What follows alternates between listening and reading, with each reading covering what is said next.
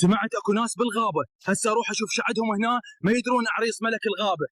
سهله، راح اسوي لكم فيلم رعب. ولك قفاش شقد فجريه حنا السياره عطلت.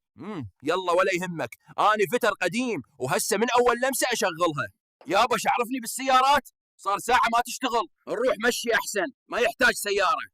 يمكن التاير بي بنشر وما تشتغل. قفاش متونس، اذا صارت مشكله بلحظه يختفي، بس اني يشبعوني كتل، يشوفوني نجوم الظهر ويبقى يضحك علي.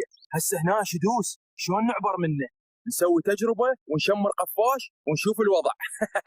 لو نشوف طريق ثاني. ولك قفاش بس كون ما ماكل فاصوليه. هسه نخرط ونصير سوالف.